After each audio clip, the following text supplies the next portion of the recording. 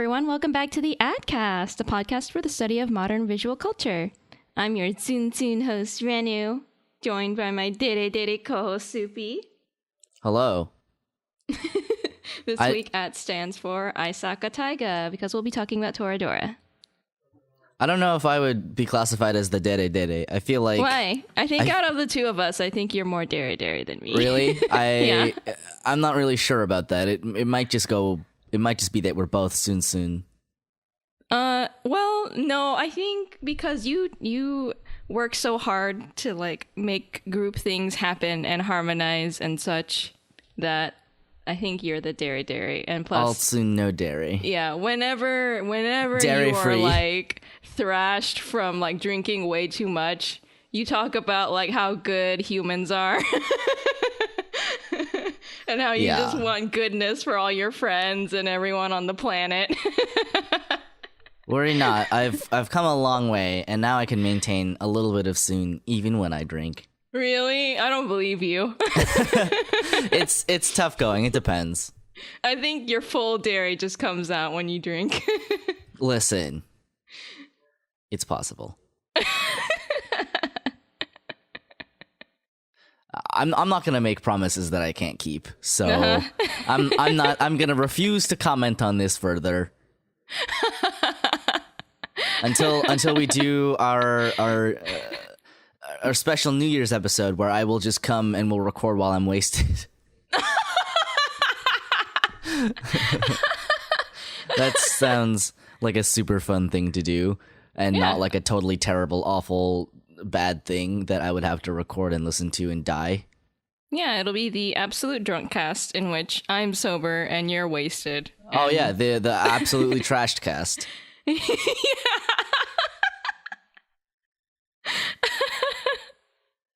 That sounds like an awful idea, so let's not do that. I love it. I think we should do that. Yep. Put it in the calendar. I'm not putting that anywhere. Yeah, this week we're talking about Toradora, but before we get into it, let's go over what we've been up to since our last cast. What you been up to? Tell me. I have been dying. You are always dying. I know, but like it's actually gotten worse somehow in the last couple weeks than it has been, because I have been completely not in control of my sleeping schedule. It's gotten completely out of hand. Okay, so I woke up on Wednesday night at 9 p.m. Oh my god, are you nocturnal now? I slept for, I think, like 14 or 15 hours, and I woke up at 9 p.m. Whoa. And I was like, I shouldn't go back to sleep. And so I just stayed up until my 8 a.m. And then I did classes, except I basically fell asleep through every class that came after my 8 a.m., the two classes I have after my 8 a.m. Oh my god. But I was marked present, so I guess I win. Then I came home. Your consciousness wasn't present, but you were. It really wasn't. I felt legitimately narcoleptic because I was trying my best to stay awake, and I could not. Like, I wasn't falling asleep on purpose, mind you. I legitimately could not stay awake. Yeah. And then I got home, and I desperately tried to stay awake to watch the opening of the Overwatch League because it started up again, and that was the first day that it started up, and I just decided, you know what, I'll put it on in the background, and then I'll take a nap. And I slept for 3 hours, and then I woke up, I got food, then I came back, and then I played Dungeons and Dragons, and then I think I maybe just went to sleep after that. I might have played games or something. Oh, I remember now. I was reading Grand Blue Fantasy Valentine's quotes, because each character has a scene for Valentine's Day that you can read, and they're cute. But the problem is I have like 200 characters, and depending on how long a character has been out, they have more scenes, because they get one every year that they're out. And I'm like alphabetically, I'm at F. Oh my god. Yeah, and like A through F took me like 2 or 3 hours. Why are you spending so much time reading No, that? I love it. I also unlocked. I drew Valentine's Clarice, who's one of the characters in Grand Blue, and I discovered that as Grand Blue has sort of evolved as a game, it has become less and less concerned about the gender of your main character because you can switch them at any time. Yeah. And as a result, the things that it does with its Fate episodes, especially some of the I'm going to say especially the Valentine's Day one. I don't know if there's anyone that's quite as out there about it, but like it just becomes incredibly gay. Like I don't know how to explain this in a way, but like there's no other explanation for it because it uses your sprite, so it like it uses your sprite depending on whether you're playing a male or female character. And the nothing else about the story has changed, and the whole story is about how this girl in your crew is like pining after you, and like her I'm gonna say mentor is just like, it's fine, this is how you confess your feelings, and then she sets you up on she's like it's legitimately like one of those like completely cliched anime things where it's like, oh, we'll all go shopping, but like I'll take everyone else away so that you can be alone. And then you go to a cafe for couples and you feed each other parfait. Renu, I don't understand. Oh my god, it's okay. so much. I understand because that's kind of where the Japanese mobile market is going now, because that happens in the Star Ocean mobile game too, in terms of like your characters, like well, not the ones that you summon, but like the ones that are like the original to the mobile game have very strong feelings for you, and then it's also hinted a little bit like, oh, maybe the main girl has like romantic feelings for you, but you don't know it because she's pretty soon. Yeah. So, no, but yeah, and they don't ever refer to the your character as a gender because you could be any gender. They just refer to you as the captain, right? Yeah, so, yeah. You just get called like Dancho. Yeah, exactly. So I think they kind of have to be like that, and I'm kind of okay with that. Like I like that it's just like they're not assigning you a gender first off, and whatever romantic implications are gonna be, they're just gonna write it, and you're gonna be a cliche anime romantic trope. I mean, it's true. It's just that like I mean, because you can select your gender in Grand Blue, it becomes a lot more, because I think this might be one of the only like really explicitly geared Fate episodes towards that kind of thing, because I think they were maybe considering the implications of that before, and this year they decided that they would remove the restriction of, and this is a very specific thing about Grand Blue Fantasy, is like a very specific Japanese convention about Valentine's Day, because it has a lot more rules in Japan than it does here. It's not just, oh, you just do something nice for someone that you like. It's like there are social conventions surrounding like women give men chocolate on Valentine's Day, and then men give women chocolate on White Day, which is a month later. And as a result, Grand Blue has always been you have to switch between your genders to access all of the scenes, because as a female character you're going to be the one giving chocolates, and as a male character you're going to be the one receiving chocolates.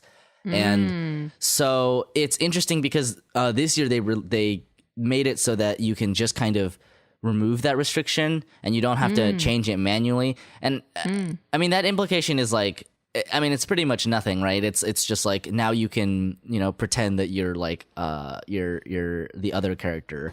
But the thing is, with the Fate episodes, they're a lot more explicit, and they're a lot more like aimed at you in a way that the Valentine's scenes aren't necessarily. In in a personalized and impersonal way because of the way in which it doesn't care about your gender, but it accidentally turns the character and the whole scene into something that's like potentially very, very gay, which I think is very interesting that they decided to go that way. And I'm appreciative of it, mind you, but I think it would be bound to happen though, because if any of the Fate episodes include any sort of romantic implication, then it will become gay depending on the character of the Fate episode. Right. And I think that's why they haven't really they haven't really done it until now. I think it's more like incidental gays than anything. I mean it is, mind you, but like also I'm not going to be super pessimistic about this one, because normally it's true that I am. But Cygames at the very least has somewhat of a track record of I'm going to say like non-normative expressions of gender and sexuality. Mm-hmm. I just sent you a picture of what she looks like, by the way. She's super adorable. Oh my god. Anyway, because the thing is, if you actually dig into some of the characters in Granblue, it's actually kind of surprising what you'll find, because you have so this is Clarice. She's Clarice. She's cute, but her mentor is Cagliostro, who is the person who invented alchemy in this world, and her backstory is basically that she was an old man with a sickly body who then alchemized a new body for herself and became the world's cutest girl. And like, it is just like, I don't know if they did this on purpose, but like they treat her really respectfully, and they like make a point of saying like, you know, it does not matter what I was before. I am Cagliostro now, right? So it's like, I am the world's cutest girl now. I am the world's cutest girl now. Yeah. So there is this kind of subversive undercurrent, whether it's like intentional or not. They actually do it pretty well, and they have a one of those characters in the game who is kind of like the Japanese like. What do you call them? Like the gay bars or whatever. The like, I'm sure they have a better word for it now, but the bars where like the drag bars, right? Mm-hmm. Where those kinds of characters appear a lot in Japanese media, because that's the Japanese popular conception of non-normative gender expression. It's, you know, people who are obviously big, burly men dressing as women and acting all feminine. And obviously the reality of the situation is a lot more complicated. There's a lot of very complicated gender feels going on in that space. Yeah. But because it's and obviously this word is being phased out now, but like this kind of okama culture. And there's a character like that in Granblue, except the game just treats her like a woman. Like you receive Valentine's chocolates from her on Valentine's Day, and everyone just refers to her as a woman, and they let her into like the woman's bath and all that crap. So like the game and the narrative treat her exactly the same as every other like female character. And there's another character who is not a traditionally, I guess, gendered character. There's a character named Balurga who the game refers to her with like female pronouns, but like it gets complicated because you're not really sure if they have any conception of what a gender is.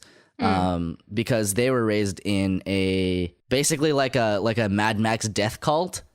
And the whole idea is that they're like macho bravado. And so when you click the button, and there's two different colors of buttons for men and women. Like there's like blue buttons and red buttons. And red buttons you receive chocolate, and blue buttons are you give chocolate. Except this one is a red button where you give chocolate, because they've always wanted to receive chocolate. They're just like, yeah, Valentine's Day, this is where you get chocolate from ladies. It's neat. So yeah, I think it's interesting to look at things like Grand Blue and see where we're kind of at in terms of at least popular culture. And I think it's a nice step forward. And I think that Grand Blue does have a global audience in mind. They have a really strong localization team for the English version, even if there's no like official quote unquote English release, because it's a Japanese game. It's basically like every other country in the world where they just have to download American games and then they might have a different language option. Right. So yeah, I think that's really neat. And I was not expecting to like have so many emotions over what is basically like a rom-com cliche ever again. Because it's just like the whole like, oh, I'm so nervous. I don't know what to do. If I confess my feelings to you, like, what about all the other people that care about you? What's gonna happen? And then you know, she goes through with it anyway, and you're just like, my heart is swelling with I love you. Oh my god. So yeah, that's how I accidentally fell in love with this character. Yeah. She was cute. She was cute before, but her Fate episode really just captured my heart, and I wasn't expecting it, and I was like, it's like I spent like an hour reading this. Where am I? Where am I? Who am I? So yeah, other than Grand Blue, which I've been playing slightly less of, I've been playing a ton, and I legitimately mean like just a ton of Apex Legends, which is a battle royale game that just launched from Respawn Entertainment, which is the Titanfall guys. So they make the big shooting mech game, except this one has no mechs. It's just a battle royale, except it's super fun. I've sunk way too many hours into this game when I should have been doing homework, but it's okay. It's okay. Yeah, I think it does some very. And speaking of like queer characters, like fuck, dude, this game like came out the bat and was like, you know how Overwatch did that thing where they just like teased you for like 4 years? Check it out. We got a gay character with a husband. We got a fucking non-binary character. You don't know anything about them. They got a fucking raven. And like, you know, they're not all just like random ass white dudes, except for Caustic, and he's that's because he's toxic masculinity, the character. Oh my god. He's literally like this. He has this like really big bushy beard, and he wears a gas mask, and he's like, I am a man of science. I love to watch people die. Yeah. So he's literally like he's meant to be like that, and I think that's kind of hilarious. Yeah. But yeah, that game is a wonderfully colorful, vibrant game full of a lot of. There's a lot of care and attention that has gone into the character work of that game, and I really appreciate that because it's awesome. You know, I'm glad. I think it's nice that we're getting, especially things like non-binary characters. Like I think that's great. Mm-hmm. Because that's not something that the media has really yet to pick up on, right? It's just like, okay, we'll give you like, I don't know, like one black person and maybe like an Asian sidekick. There you go. You happy, right? What? No, you're not happy? Why aren't you happy? You've been happy with this for 50 years. So, you know, it's nice that we get lots of queer stuff and lots of diverse stuff. Yeah, it's that's awesome. Nice. I've heard nothing but good things about that game. Yeah, it's super fun, even if you're not really good at shooting. Oh, which is, I mean, there's still a lot of shooting involved, and if you're not good at shooting, it's still going to be like hard to win, but you can still be helpful. Reasons why I don't play Overwatch and whatnot. Yeah, I mean, it happens. It happens. I have a bad habit of being like overly competitive at times. I try my best, especially I think it's a lot easier for me when I'm playing with people that have never played before, where I'm a lot more willing to like just let people do whatever and teach them how to play the game. But like after a certain point when I kind of expect you to know how to do things, I get kind of frustrated when they don't happen, which is like not a great place to be, because it's like it's just a video game, you're just having fun. But it's a known bad habit of mine, so I will never play with you. Hey, it'll be okay. No. I promise I'll keep it under wraps. I'll feel it. No, growing. it's fine. Just the frustration. Listen, it's fine. I would not be frustrated with you until you got at least like 200 hours into Overwatch. Because I'm like 200 hours and I'm still just borking everything. I mean, it happens. Everybody has their own like power level, so to speak. But I think that's pretty much all that I've been up to, other than just existing and reading stuff. I've been reading a lot of Marx and Marxist thinkers for my critical theory class. I've been reading. Well, I actually there's more reading that needs to be done, but I'm doing my best. Listen, you're not allowed to take the break between two classes. Like, you're not allowed to assign 180 or so pages of reading on Tuesday and expect that to be done by Thursday with the notion in mind that there's other classes that I might have. One of them is being the same, like a class from the same professor. So, I'm gonna be drowning. Yeah, it's absolutely no mercy. I'm gonna be drowning in work, and like the Overwatch League has started, and they have just a bunch of games. They have more games per day than they used to, and they have more days per week than they used to because there's 8 more teams. So now there's 20 teams. They all gotta fight. Yeah, basically they're trying to kill me. That's the conclusion that I've come to. They're just trying to kill me. That's okay though. It's okay though. It's fun. What have you been up to? Me, I've been existing. Mostly the usual, just doing work things and making a little more progress in Kingdom Hearts. Oh, I did play Terraria for the first time in my life. Nice. I love that game. Yeah, it was a lot of fun. Every time I explored too far and got into a new biome, I died immediately. So that was the thing. And then I became paranoid every time I went to a new place. And so my friend and I basically built an underground tunnel system into everything so that we could navigate safely. Yep. Nice. So that was a lot of fun. I like that a lot because we were wanting to play Stardew, but our third was unavailable, and so we were like, "What can we play that's chill and is I nice feel that and calming?" So I feel that we played Terraria. Yeah, that was basically it. I don't have anything too spectacular to report. Yeah. Did you get how far did you get in Terraria? We are right now, we're exploring the red-ish area. I don't know how to explain it, but basically the Crimson, yeah. Yeah. Well, that makes sense that it's called that. So we're exploring that right now, and we're basically trying to like dig our way around the areas that we can't mine through yet because we don't have any like special tools or anything yet because we only played like, I don't know, like maybe 4 hours into it, something like that. Okay. Yeah, 4 hours. So we're not that far.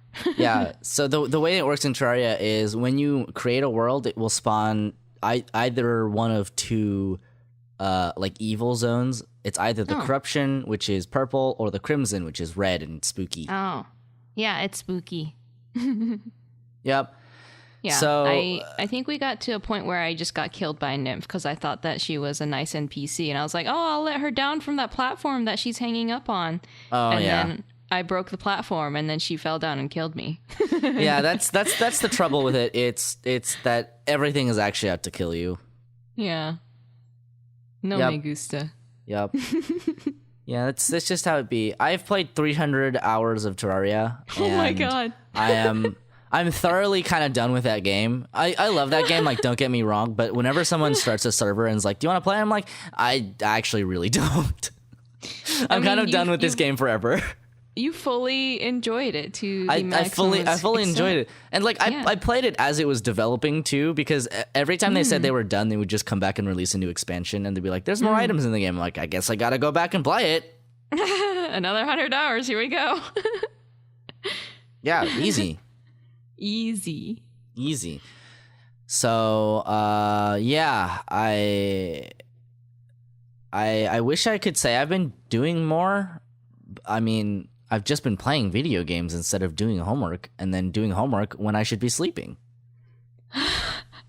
And then you'll just have a day where you sleep 14 hours. That's pretty much it. I just like stay up for ungodly amounts of time, and then I have my catch-up day where I sleep for like 14, 15 hours. I think it's killing my body. I think I'm dying. You are. I sense it. I sense how stressed you are. It's okay. I think we're coming up on week 7? 8? 7, I think. 7? I don't know.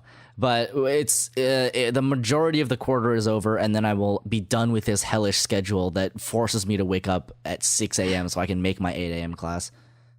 Well, how many weeks is it again for total? A quarter is 10 weeks plus finals week, Okay. but that doesn't count because I don't have to go to class. Okay, So yeah, I think I've got another couple weeks. Yeah, I've basically used up all of my allowances for absences, so now I just have to tough it out, and I think I can manage it.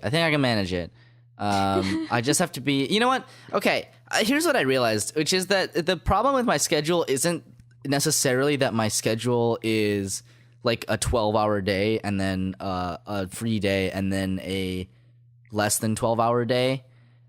The problem is actually much more that I schedule everything in the blanks and I do too many things.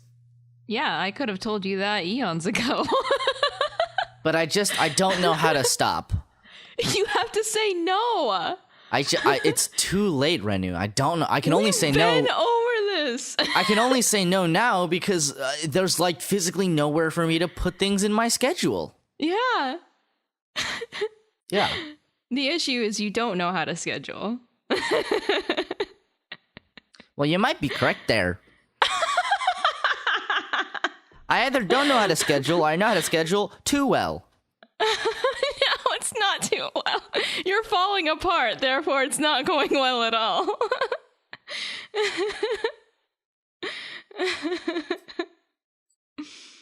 Oh, Soupy. One day we'll get you a well-balanced life, I hope. Yeah, as soon as school is over, I don't have to worry about homework. Yeah, but then you'll have all of the blanks and you'll cram even more stuff. I hate how feasible that sounds. Like, I hate that you say that and I think, yeah, that sounds like something I would do.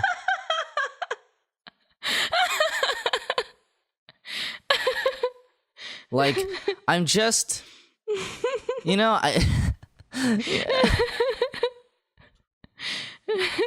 Like, I don't know. Yeah, I don't know either. I think I like hanging out with people too much a little bit. Yeah, of course you do. Ugh. Because you're the dairy. No, I think I'm just the die. All right, speaking of dairy, do you want to talk about Toradora? Yes, let's go. Let's talk about Toradora. Toradora. Okay. Toradora is originally a light novel series by Takemiya Yuyuko, who you probably know for Toradora. Let's be real. You probably know them because he wrote Toradora. But he's also written a handful of other things, one of which is Golden Time. And the others I would have to look up. But Tora for tiger, like, and then Dora for dragon, because that's just the way Japanese works. Yeah. And it's basically like it's your fun rom-com series where you got two wacky kids who are gonna help each other fall in relationships, fall in relationship with their the people that they're crushing on that aren't each other. But then over the course of the series, they learn that they actually like each other, and then drama ensues. That's it. That's Toradora. That's a perfect summary. Yeah, easy. Easy. That's it. Podcast That's is all over. of Toradora. Podcast over. Everyone go home. We're done for this week. Good night. Goodbye, everybody. As always, check us out on Twitter. I'm kidding. Okay. So the animation for Toradora is done by J.C.Staff, who has done a bunch of stuff. Basically a lot of every stuff. anime that you can remember from, the mid 2000s or whatever, and plus some from other times is basically by them. Yeah. They're still kicking. They're still kicking. They're still doing stuff, and you can clearly tell that Toradora was created in like the sort of mid 2000s because it's like a perfect snapshot in every respect of what that is, and it even has the sort of how do I say this, the J.C.Staff like budget conservation. Yes, I know exactly what you're talking about. So the J.C.Staff budget conservation, which is where they do that thing where they just like very clearly save their budget as often as they can, as often as they can get away with, and then they use all of it to animate the like really dramatic moments. Yeah, I mean that's pretty standard in a lot of animation studios that aren't KyoAni, so I think that's true, but like it's so clear here, like it's so obvious. And I think that is also the case with a lot of other stuff that they've animated. They animated something this season. Are they? They did Planet With, which makes sense. And they're doing One Punch Man 2 in April, so we'll see. We'll reserve our judgment until then. But yeah, I mean, I will say I think it works here, even though it's like pretty obvious.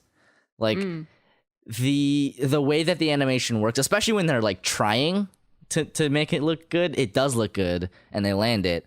And I think the moments that they decide to use it are also really good. And I think that those really work surprisingly well as well.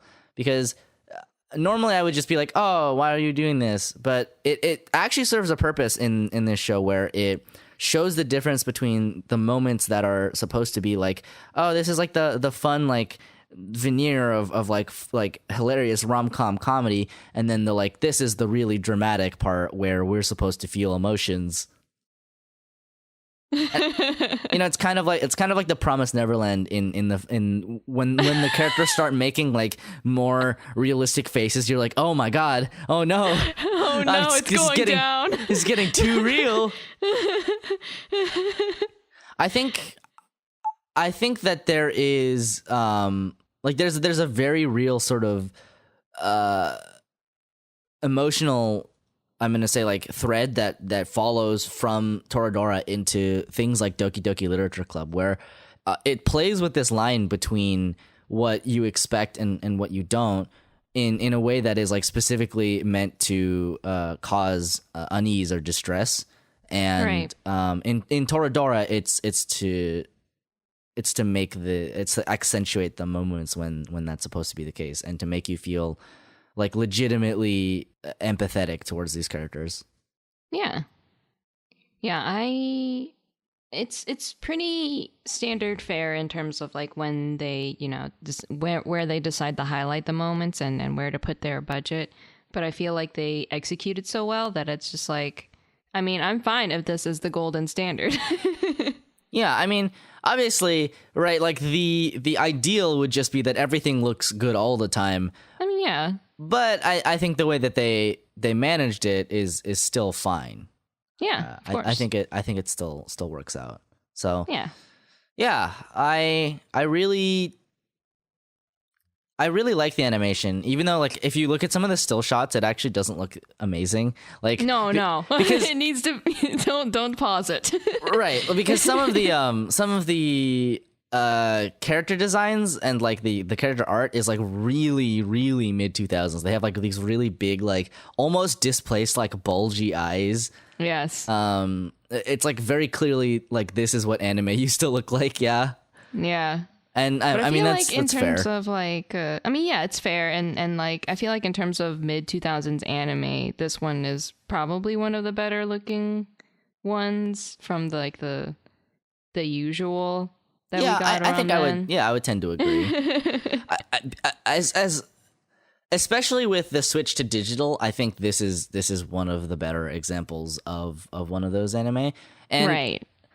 it I mean, obviously I have a soft spot for it because it occupies a space of like a period space where it's like Right. this really reminds me of a certain time in my life and of the things that I was watching at that certain time in my life. So Yeah. yeah, I obviously have a soft spot for it, and it obviously isn't at all times the most technically proficient, but it's still good. Yeah. And it still definitely holds up, I would say. I think so too. Because they did a lot of work for certain like really small motions that I liked, and I feel like that could be animated just like that today, just with a more Yeah. more camera filters or whatever that they do now. Yeah. Okay. So, Do you want to talk about characters? let's talk about the babies. Let's talk about my babies. So Toradora basically revolves pretty heavily around 5 main characters in the cast. I mean, of course, you got the main boy and the main girl, and then their friends or love interests, and they are all really, really strongly characterized. Like, I was kind of blown away the first time that I watched the show at how like in depth they went with each character, which I loved. Right? It wasn't always about like the drams. It was about like getting to know each character and what they felt about love and their views on such and such, right? About each other's families and whatnot. So yeah, and I like that basically ever since Toradora, the I guess the tropes that these characters symbolize have been like so like whittled down and copied over and over again that it's just terrible. Yeah. I mean, there is. Yeah, I would tend to agree. I think that the way that the characters are written in Toradora is so specific and hard to emulate. Mm-hmm. Because I mean, they're written for a very specific purpose, and I would hesitate to say that like that the reason is because they're written realistically. I think that there's an element to that there. I just think that they are like because there's a reason behind the way that they're written that way. It doesn't end up feeling like a hollow characterization. It feels a lot more like there is a clear sort of there's a clear reason for the way that they act a certain way, and yes, it's like this what do you call it, like something reaction. No, well, why can't I remember this? It's like like like Newton's third law of attraction, or no. What? For every action there is an opposite and equal reaction, except it's not quite like that either. Whatever. I don't remember what I was trying to say. But it's okay. Yeah, I think that it's when we get a glimpse into the more serious moments of the show that we get to see why these characters act the way that they act, and we get to see them grow as characters. And I think that's really, really good, because the way that the show kind of ties together these like themes of family, right, with the two main characters is I think really good. Yes, absolutely. I think what this show does that makes it stand like a bit above the rest in this genre is that there are each character obviously has their own views on family. They all have their own complicated family situations, and as a result, they're going to get into some pretty serious issues and conflicts. But instead of like taking the typical like, the main girl, she has problems with her father, the main guy will probably just stand up for her, like that kind of thing, because he cares about her. They take a more in-depth look at each character, and then they decide like, the main character, he has his own personal biases in this situation, not just wanting to stick up for the girl, but also like stemming from his own history. Right. And so he doesn't necessarily jump to her defense. He actually has his own opinions about the issue. Yeah, I think that there's a clear difference between characters that are written in a vacuum and characters that are written and then interact with each other in a larger context. Because, it's very clear that the perspective of the characters that we see comes from how they were raised and from how they were treated. Yeah. Mm-hmm. And that holds true for every character that we see. Yeah. Yeah, yeah. And like also the actual premise of the show is arguably quite generic. And yes. Moreover, the because if I had to explain this to somebody who, I mean, let's assume somebody who has a decent understanding of anime, right? If I said, do you want to watch a show about two main characters who help each other try to get with like one of their friends because that's who they like, and then also like most of the girls just fall in love with the guy, right? It's like that would just be like, no, of course not. Why would I want to watch that? But that's what Toradora is, if you boil it down that way. But it is also a lot more, which is what makes it good. Like it's one of those clear examples of, even if a premise doesn't seem good, right? If even a premise seems kind of bland, it's very possible for it to be executed very well. And I also think that's part of the reason that Toradora works so well, is because it uses that expectation of the way that these characters would act in kind of a more generic series, and then it twists that and it makes them more relatable and realistic and have like heavier emotions. Like that's kind of that's kind of the problem with a lot of shows that have premises like this that don't land it as well. It's that the actions and consequences don't feel as heavy. Like the actual stakes are not as large. I think they become a little too like preoccupied with making sure that they reach their end goal, right? Like this girl has to be in love with this guy, but first she has to fall out of love with this current guy, right? And they lose sight of the actual character and what they would actually think based on, like we talked about their upbringing. Yeah. I mean, I also think that a part of it is like, going back to this Doki Doki Literature Club thing of there is a point when you start to get uncomfortable because it's challenging ideas and perceptions that you had of what this would be like, and it's subverting them in a way that is meaningful and creates an impact, right? You're just like, oh, this is I see, this is what's happening, It's kind of like one of the moments when I had this when I was younger was, and this is actually a funny anecdote because Kokoro Connect is not a very good show. But it does grapple with a lot of really heavy themes. I just think that the way that it tries to do that is maybe a little bit more contrived than it needs to be, and ends up being a little bit flatter than it needs to be because of that. Anyway, one of the things that it does is it challenges kind of these like archetypes of what a character is like, and using a more realistic approach, it looks at them and says like, these are like fundamentally broken people. Like these people have unhealthy traits that we glorify because they happen in fiction, and you shouldn't, right?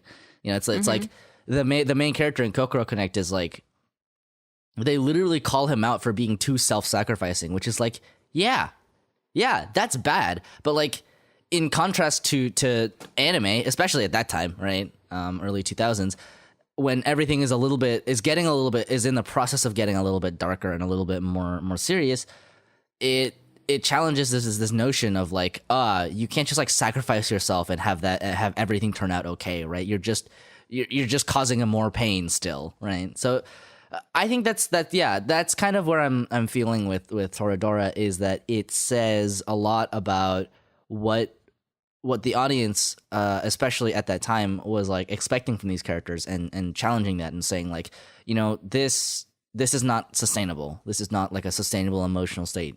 And the fact that we are like turning this into entertainment and we're not thinking about this is maybe kind of a problem.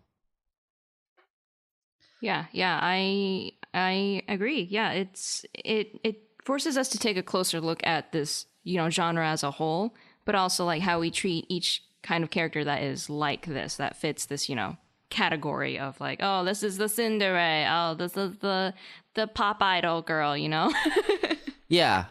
I love that. I kind of love Ami because she's just like a scumbag.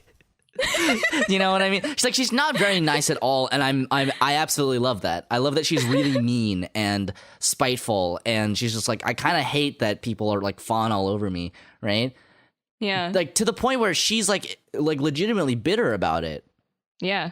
Yeah, no, I love that. I love that she's just like really mean and just not nice at all. Well, because it completely flies it completely flies in the face of what we would expect an idol character to be like, where it's like, oh, I'm just like following my dreams. I love doing this, even though I still get a little tired. Right? This is like the the fucking Risei thing, right? Yeah. Where it's like, I love being an idol, and this is my favorite thing in the world. And Ami is just like, I hate everything. This job brings me nothing but suffering. But I guess it makes me feel good because I like being better than people. Yeah, she's like, I like being better than everyone else. But also, I have no friends. I actually really enjoyed the way her character progressed over the series. And it felt really natural that she would develop feelings for Ryuji. Even though the way that the show is going to go. You're like, okay, he's going to get together with Taiga. But like, it actually feels impactful when you can tell, right? When you can tell the moment she's just like, oh, right? And when you learn that, Minori also likes Ryuji but has to hold her feelings back. And this is what I like about Toradora, is that it doesn't kind of sweep these issues under the rug for the sake of a resolution, right? Yes. It says these are really complicated, like messy emotional relationships that these characters have with each other. And it's not just going to be easily resolved, and these characters are going to hurt each other.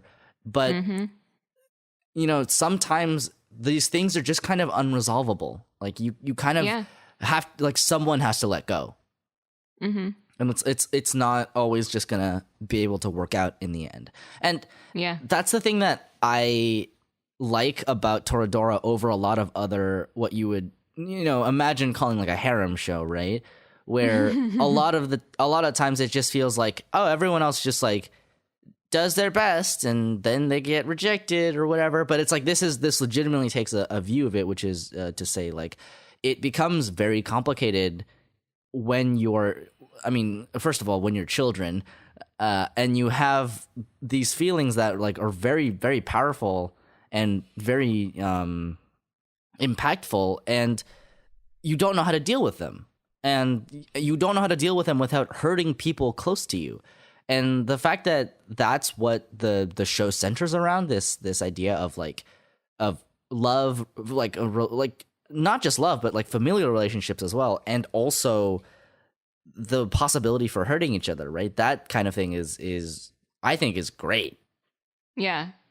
This I think it benefits from the fact that it stays on focus in terms of what this show was meant to be, which is it's going, by the nature of the genre that it's in, it's going to very closely analyze relationships, but specifically these people's emotions and how they impact each other.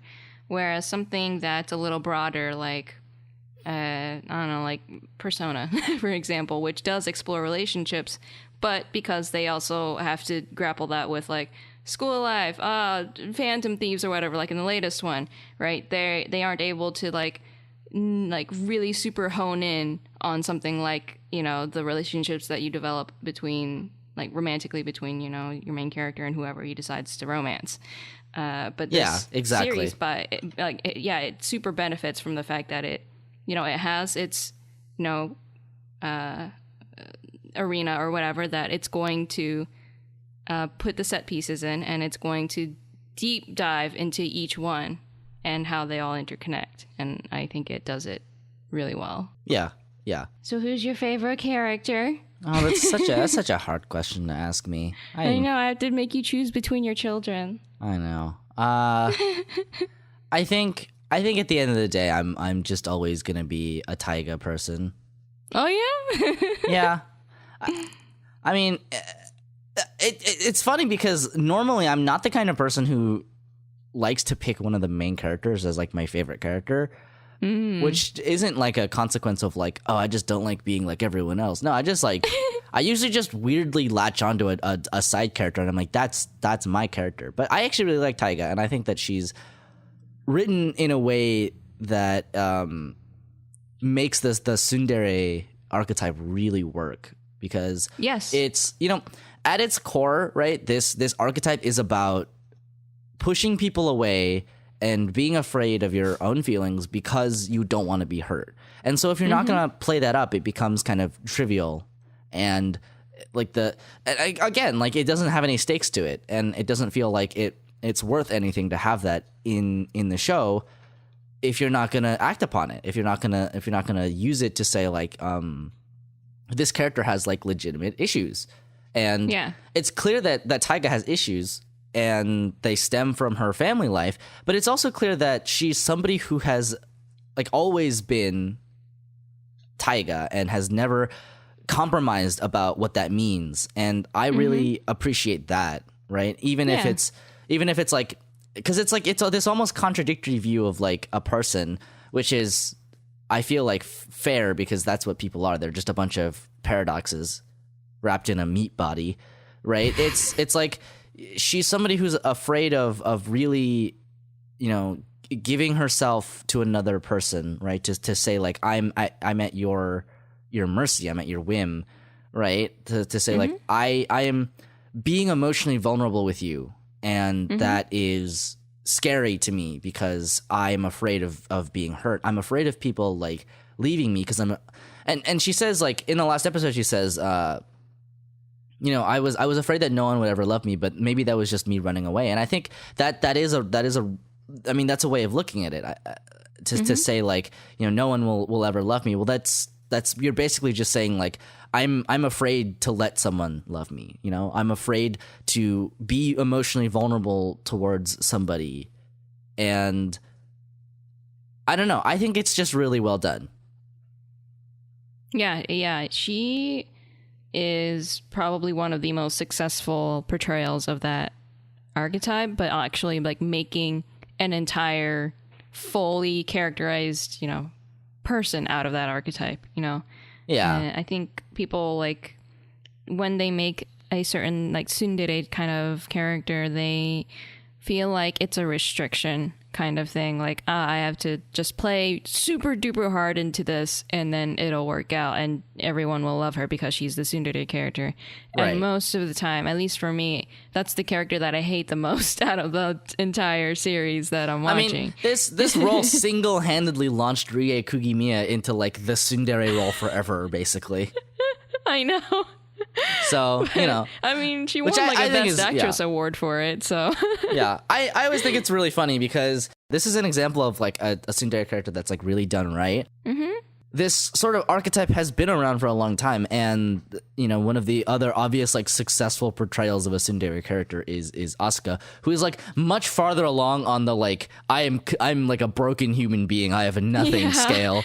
But, you know, they exist on the same spectrum of depth, and they both work for it. And I mean, that's what I'm saying, is that to do this sort of archetype well, especially if you're going to play into an archetype, you really need to think about why you're doing that and what you can do with that, right?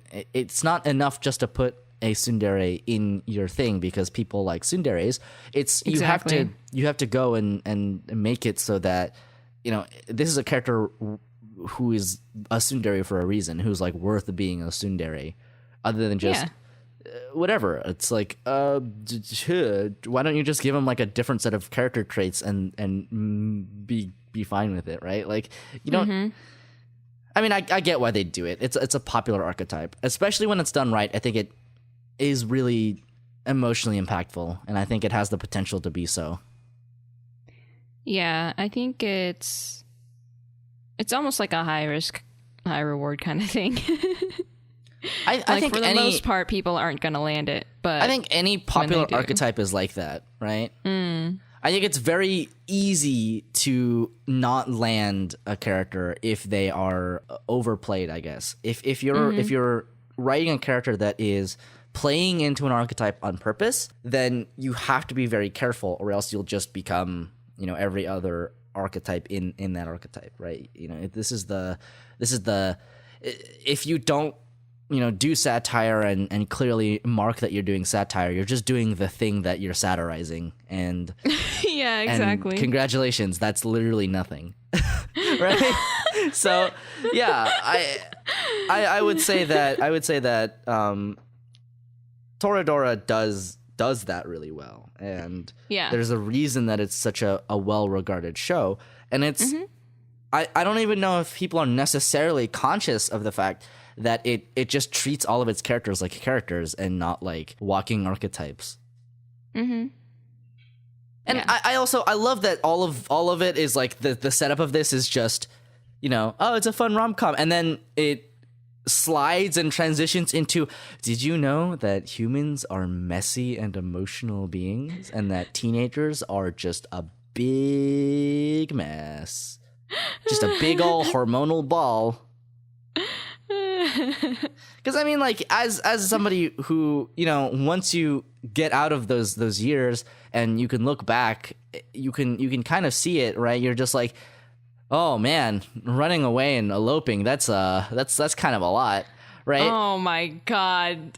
Okay, we need to get into that. As an adult, you look at that and you're just like, oh, children, please, there's another way. But as a kid, it feels like, that's it, right?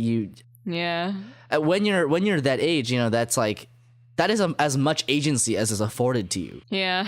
Sometimes that's just kind of how it be. And obviously, like, they don't go all the way through with that, and they work some other stuff out. But like, yeah, I like that the premise of it and the setup of the show and the way it progresses is all about how, like, these are just fundamentally people that don't understand how to grasp their own emotions and how to deal with it, and in like a productive or healthy way, and they just kind of have to just end up hurting each other. And like, that's not to say that adults can't do this either. They do this all the time. But it is to say, as a teenager, this is when you start to learn about this and start to learn that, sometimes you're just going to have to hurt people, right? And you have to just be cognizant of that, and the fact that you're going to have to apologize and make amends, but you're never going to be able to not hurt people in the first place. So yeah, I like that. I like that a lot, and it makes me like that lesson a lot too, because it makes me feel many emotions. Yeah, it teaches some emotional maturity, in these in a group of kids who, you would expect them to only just barely be learning, and yet some of the stuff that they go through in this show and how they resolve it is very mature. And yeah. I think that's a good lesson for kids of that age who might be watching that show to learn, is that don't just sweep it under the rug. Your emotions are important, and here are some ways in which these kids dealt with that, and they were able to do it successfully. And yes, it hurt, but also the payoff in the end was worth it, because they were able to successfully convey their feelings to one another. Yeah. I like the fact that it also has this like really frank discussion about family. Like, I'm actually really glad that the main character like Ryuji, right? His mom is like a single mom trying to raise him, and I love that they don't, like, oh my god, so the scene when they're running away is actually one of the best scenes to me, because it like it really capstones the family stuff in a way that it like sets it up for the next episode, right? Because it's like he says all of these things that are so rough to hear, where he's just like I'm just trying to help you, right? Because we're like a family. I don't need to study like you want me to study, right? It's like, and you can feel them butting heads at that moment, and you can feel them like just trying to do the best they can for each other, and they still can't quite reach an agreement. And that's one of the like most impactful things to me, because it's like this scene where both of these characters want the best for each other because they're family, and Ryuji feels like his mother is projecting some of her insecurities on him. And she's feeling like she's just doing like the best thing for him, which would be to study and for him to go to a good college and get a good job. Yeah, because she wants a better life for him than she had for herself. Right. She wants a better life for him than she had. And I think this is a thing that is like really relevant to a lot of people, where your parents want you to like do your best and to have the best for yourself. And sometimes that means them making you do things that you don't necessarily want to do. And you're not going to have the perspective until you're older to see that. And even then, right, it's still not like a universally good thing either. Your parents' expectations can still hurt you, and they can still be something that weighs you down, even if what they want for you is what they think is best for you. And even if even if they are projecting, right, it's like we have that scene in a lot of movies where it's like, this isn't my dream, Dad, this is yours. And then Dad has like an emotional scene where he's like, and then he like thinks about it, he's like, you're right, son. I'm sorry, right? And it's like it's that where it's like yes. Sometimes a person, and because parents are also flawed human beings, they have this certain perspective where they think like this is what is best for you, and sometimes they can't untangle that from what they think would have been best for themselves when they were younger. Right. So that's why that scene is so good to me. And then like the reunion with the grandparents, and that was so sweet. I think I know. Like it's a really like heartfelt, scene, because it's like she hasn't seen her parents for like 10 years. But they're still willing to be her parents. And yeah, I like that the way that they talk to her. It's so funny. And she just basically became a kid again. Right. And I love that like there's this like that moment is where you kind of get the feeling that she's also growing up. She was a single mother, and she was like raising her kid, and he turned out to be like a really great dude, and and she has like she's able to take pride in that. And I think that amount of recognition is like the best thing that she could have received. And it's like that's the moment of resolution where something comes to a head and it's resolved, and whether for better or for worse, right? It from there, it's like that's just like the starting point, Yeah, exactly. So, yeah, and I like that it's not just universally you should be with your family because they're your family, right? Because obviously, exactly. Taiga's parents treat her like shit. Yeah. And they never really get better. And, her mom never really gets better. She's just like, do whatever you want, I guess. Right? So it's like, there is this message of like, care about your family because they care about you. But also, your family is what you make of it. And if your family is being shit to you, then find a new one. Which is what she does. And it's exactly what she does. Exactly. And I liked that they had that arc with her dad, because it was, Ryuji projecting his own ideals on what a father should be like, and also how a daughter should treat her father, because he never had one growing up. His dad was like, dude that just left and he was a criminal and stuff. And so he was projecting all this fantasy onto Taiga's situation, and Taiga went along with it because she knows that, you know, he kind of just wants the best for her, but I think she also kind of didn't want to hurt him type of thing. But that self-realization that he had where, you know, he was projecting his own family values and his own family like fantasy onto her was really impactful too. Yeah. Yeah. Oh boy. And then all the scenes where they're like, there's like mismatched feelings flying all around. I love those too, where they're like so much. Like the student council president and just like, my God, that's a whole thing. I like that she was like basically the only like side arc that we really get about, like, not a main cast character, and even then it kind of connects to one of the main characters. But like, I love that it's just like, you know, I don't have time for this shit. I have things to do and places to be, and I'm gonna go to space.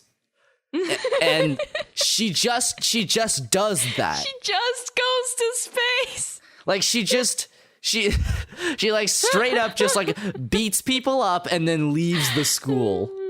What a force of nature. Right? I love that, and I love that that's... Yeah, I liked that she was there.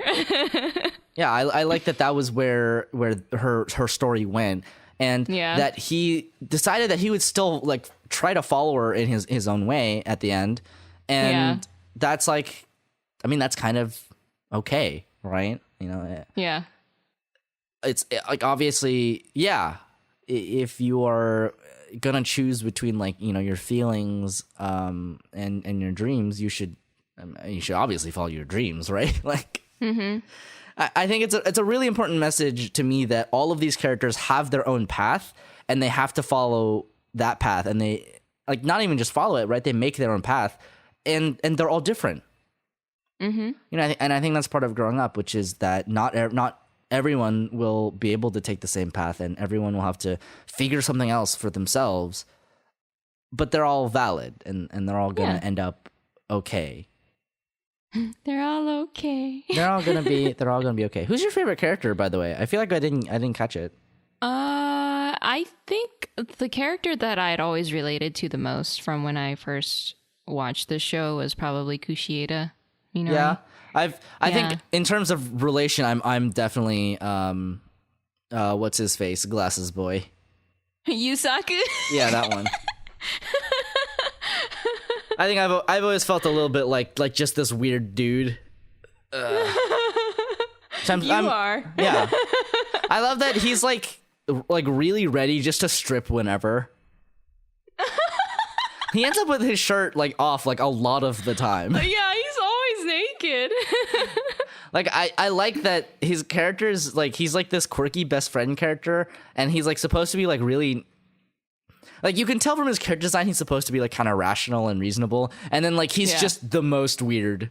He is the most weird out of all of them. Like, because it turns out there's not actually an explanation for how weird he is, right? No, where even like Kushieda is like, you know, her weirdness is a projection of her own insecurities and the fact that she feels like really restless if she's not following her dreams and, like, you know, moving forward, and she has to keep that momentum, and right, so like all of that, it feels like it comes from somewhere, and then Yusaku's just kind of like, no shirt.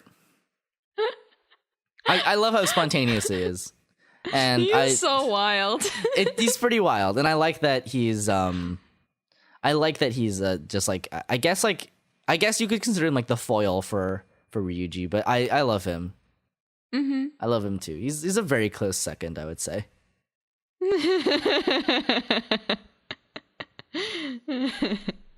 But yeah, these good kids. these good kids. They all turn out okay. Yeah, I love Toradora, and I feel like it's very rare that we get a show like Toradora. Yeah. But sometimes we do, you know, things like Oregairu. Didn't something air recently that, Bunny Girl Senpai, that's right. Bunny Girl Senpai feels a little bit like that too. Yeah. I think it falls into this category of shows where, because of the way it's set up, it feels really deep, and there's a certain quality to these shows that feels a little bit almost magical. I think there's like manifestation of all this like kind of youth energy and like emotional energy that like gets sparked up. It almost feels a little bit like things are moving by magic, even though you can clearly see where they're coming from. And I think that thread is really explored in Bunny Girl when they're just like, it's like literally paranormal things happening. You know, it captures a little bit of that feeling of youth when, you know, you don't know how anything works and you don't know, like you know nothing, right? So if magic exists, it could exist and you wouldn't know it, right?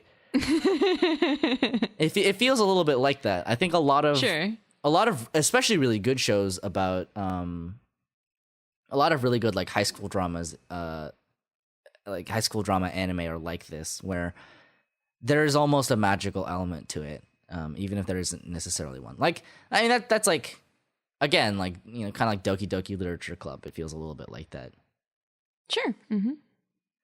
Man, I will never get over the fact that people just talk about Doki Doki Literature Club, and they always talk about the shock value of it, and it's never like, right? Do you know what I mean? Yeah. I don't know why I was thinking about this, but like, yeah. It's the attention grabbing stuff, you know? Right. It's also like, oh, have you ever played Doki Doki Literature Club? God. And it's like, yeah, it's like one of my favorite things ever because it's like a really cool postmodern exploration of game design and responsibility and emotions and like the way that we treat fictional entities. Anyway, that's not this episode. That's episode like 4 or something, even though I still have to go back and remaster all the audio so it doesn't sound like absolute crap. Yeah. But anyway, I think, I think that might be it. Like, I mean, it's just one of my favorite things. And if you have time and you like watching people be emotional at each other, and you're feeling some emotions, you know, I would recommend it. Yeah. It's a series where I could give my I don't like romantic stuff all the time, romantic drama all the time, but I like this one stamp of approval.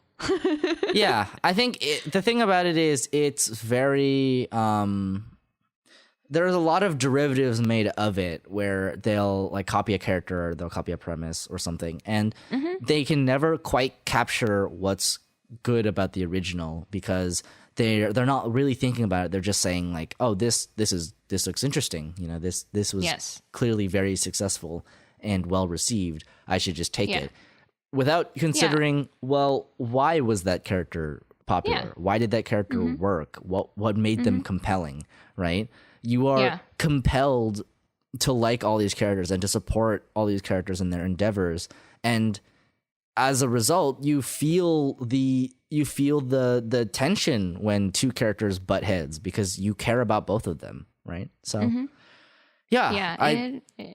for sure. Yeah, I agree with all of that, and I think this series did for like its archetypes, kind of like what Haruhi Suzumiya did for its own archetypes, right? Just kind of like, yeah, boy, I have an entire fucking statement piece about Haruhi Suzumiya. God. I mean, okay, part of it is because I like Haruhi Suzumiya was one of the first things that I ever actually watched when I was getting into anime. At least like more so than the like, oh, I would just watch like Naruto or whatever, right? I have a lot of things to say about it. I would have to rewatch it. I've actually never rewatched it, so that would be very interesting to me. But yeah, it's a show I care a lot about. Like Toradora too, I care a lot about because it exists in a time period when, you know, I've seen a lot of things that are like very, I would say very integral in shaping me as a human being. Yeah. And I think that's the value of fiction like this, is that, you know, it has lasting impact on people, even if they don't realize it. You know, when I was a teenager and I was blossoming into a young adult, right? This is what I saw, right? This is like, I see this show sees me, you know, this show sees what kind of feelings I'm going through. Yeah. It helped you blossom. Yeah, it helped me blossom into a fantastic young adult. Except it's kind of like when you like blossom, but like the fruit is like already rotten and you're just like, oh. Oh my god, here comes the jaded 22-year-old. Yep. It's fine because it just means that the rotten fruit that is my personality will fall into the ground and become fertilizer for something better. Stop. The circle of life. No. It continues. The circle of life. Okay, speaking of the circle of life, hang on. Before we like end the episode, yes. Do you know that like quote unquote live action Lion King thing they're doing? Yes, I've heard the things Why about it. are they doing that? Because they're making live action remakes of all of their Disney properties. But Renu, have you seen it? I think no. I've heard things about people who have seen the things of it as much as I've heard about like the Aladdin one. It's not like a live action, it's just CG.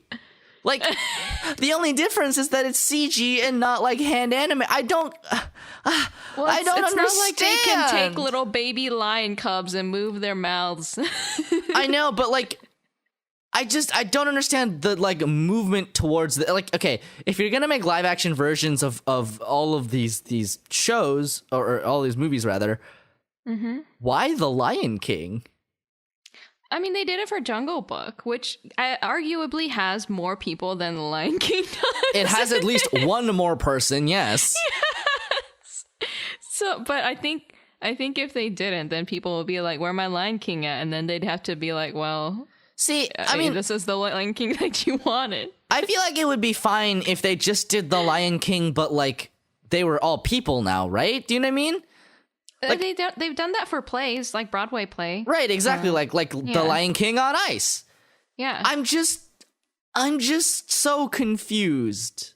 I actually, when they first announced The Lion King live action, quote unquote, I had thought that they would do it like they did with the play and the on ice thing. I mean, I can excuse. Well, no, I really can't. But like, I can more readily excuse the like Will Smith genie with.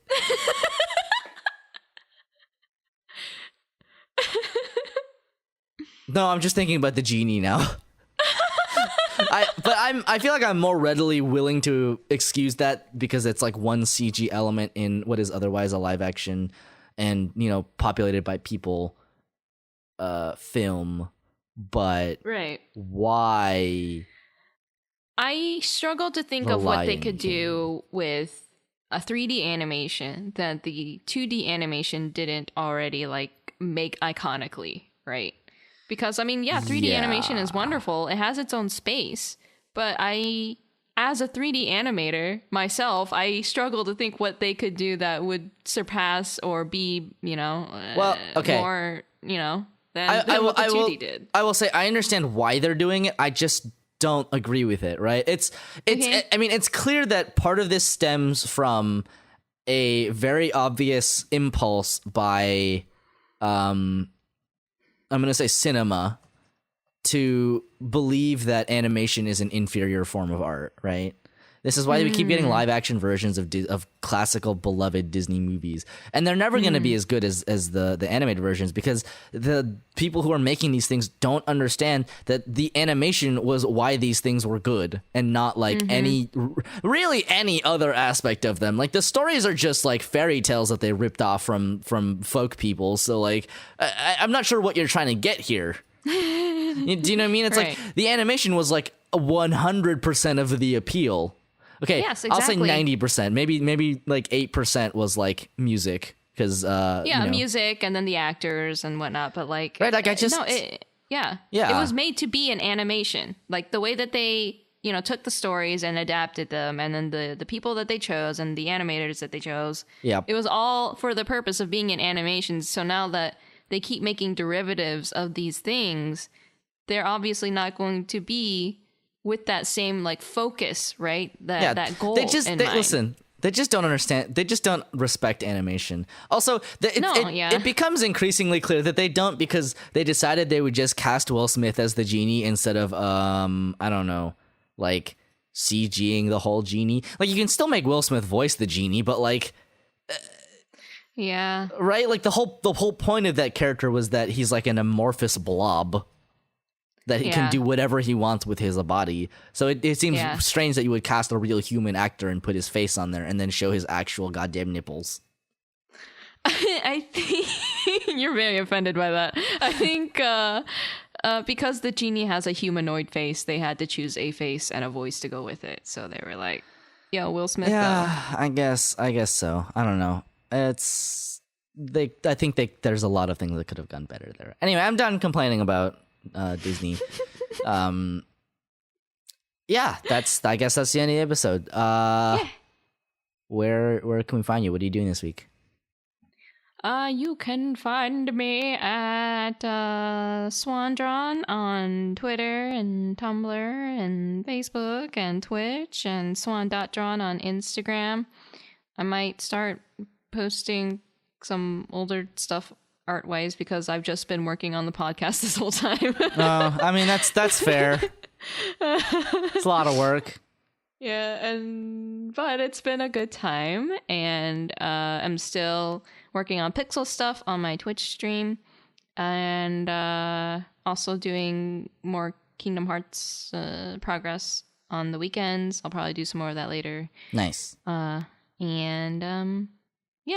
of my Twitch viewers, the one who explicitly said that they came over from our podcast, participated in the same game jam that you did. Oh, nice. Yeah, and so I got to read that. I was like, "Oh, this is awesome!" And they were like, "Yeah, did you know that Soupy made a game for this?" And I was like, "Wait, what? He didn't tell me this." And so then I went and read your game. Okay, yeah, that's funny. I was actually gonna mention it. I actually completely forgot about it, and then I was like, "What am I missing?" So thanks for reminding me. Yes, tell the people. Nice. Yeah, that was super fun. You can find me on all the places at Literal Soup. I kind of forgot to bring this up during the introduction, but I made a game for the Sad Mech Jam, and it's just like a little tiny poetry game. It's you can find it at itch.io/literalsoup, and it's just a little piece of poetry that you can do whatever you want with the words with. You can remove words, you can add words, you can make yourself a goddamn poem, and it's about a mech that has, well, it's about something. I don't know if I can get too much more specific than that because a lot of it is really up to interpretation, but you're clearly a mech. So, I mean, you don't have to be. You could interpret this differently, metaphorically. But yeah, oh my god! It starts with the lines: "Against the falling rain, you and I danced. Together we danced. Together we fell. You and I fell, but only I survived." Go read it. It's lovely. I like it a lot. Do it. Just play it. It's pay what you want, so you can download it for free if you really want to. I think there's a suggested price for it if you really want to pay me, which would be lovely. But this is just kind of something I cranked out for a game jam, so I'm not expecting people to pay me for it. If I was, actually spending time making a game, I might actually ask you for money. By which I mean I'm going to ask for money. Pay your artists, kids. Pay your artists. Oh my god. Because they put in lots of work. Anyway, yeah, so that was super fun. I really put that together very last minute because I had the idea floating in my brain for a long time, but I just didn't know what I wanted to do for the formatting. I'm still not 100% happy with it. I still think that there's it could look better, but that's the best I could do on I was really shocked that you managed to crank out something for a game jam amidst your terrible schedule. Yeah, I found some time to write some of it in class is what I did. Yeah. There we go. All right. I think that's it. I think that's it. We'll see you next time, I think.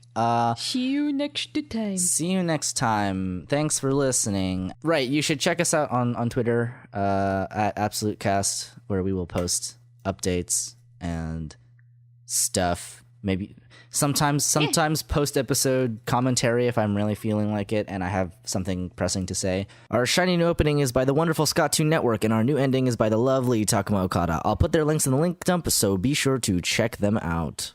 Yeah, that's it. Oh my God. That's it. I've ended this podcast like 8 times now. Can you please end it? Chance. I'll find something else to do. I'll find Please something find else to something. do. Really? I kind of like it though. What, but you don't like the chance? emotional, Chance. impact of what you had before. Oh, yeah, I suppose so. I suppose you're correct.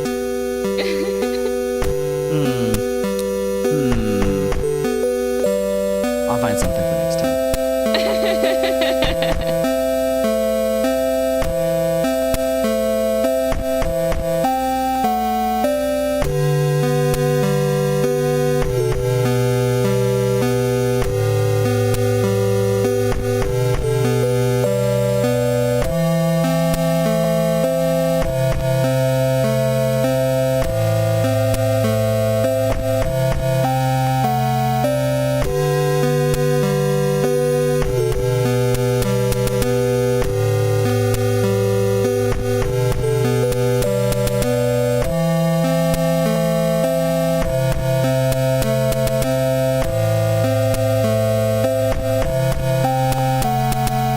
Sayonara.